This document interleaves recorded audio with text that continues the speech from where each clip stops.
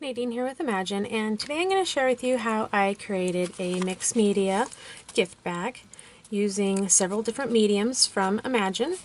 This one is a Christmas one, obviously, that I did.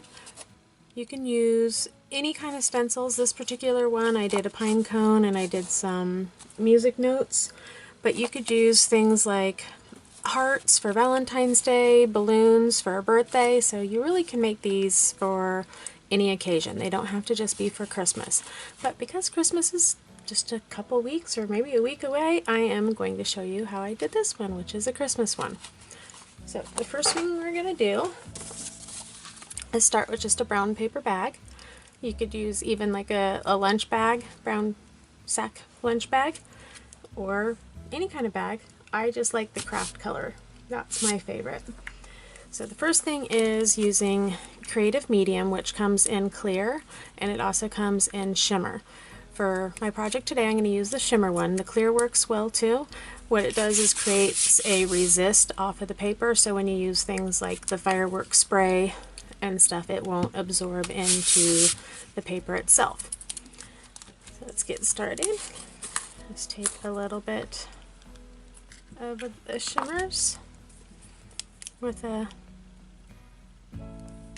craft knife, and I'm just going to spread it evenly all over the front of the bag. Alrighty, now that that is dry, I don't know if the camera's picking up the shimmer on there or not from that, but it is a really pretty kind of a shimmery background. And then next, I'm going to use some Stays On in the Stone Gray. I really like the Stone Gray more than even the Tuxedo Black or the Jet Black one, just because sometimes on my projects I don't want that jet black look. I want it a little bit toned down. And I'm just using a stamp. Not worried about perfect stamped images, so I'm not going to use a block or anything. Next, just taking a stencil and some white gesso.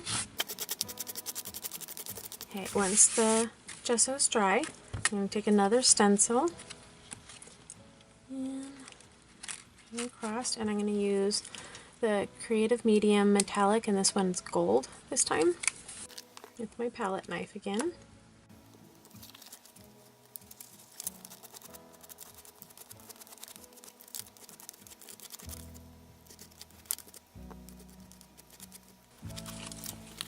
Go. You can see what that gold looks like. Creative Medium. And it's still probably wet in some areas. I have let it dry a little bit, but the thicker areas are probably still a little bit wet, but the thinner areas are dry already. So now I'm going to take some Fireworks in Pear Tart, shake it up so I get that mica powder all nice and mixed. There we go.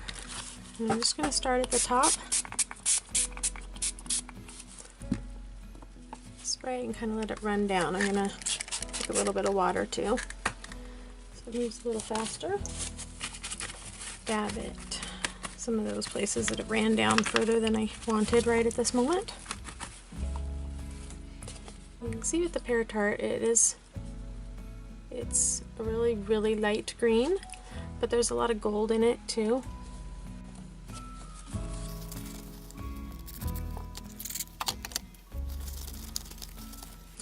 Next, I'm going to take some New Sprout and Fireworks.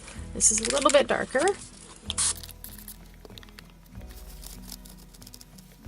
And what the color is doing, what the purpose is when I'm letting it run down with the water, is that I'm trying to get it to catch on the outside edges of the parts that I use the stencils on.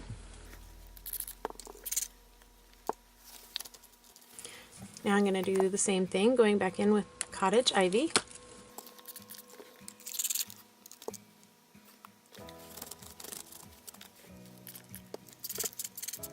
Now that all those layers are dry, you can see the fireworks on there. Next thing I'm going to do is add some Irresistible Texture Spray in Love Letter. I'm just going to unscrew the lid and just flick it on there. Oops. just randomly. There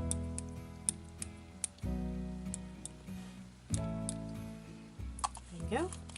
And I'm going to repeat the same steps with the Irresistible in gold and also in wedding dress.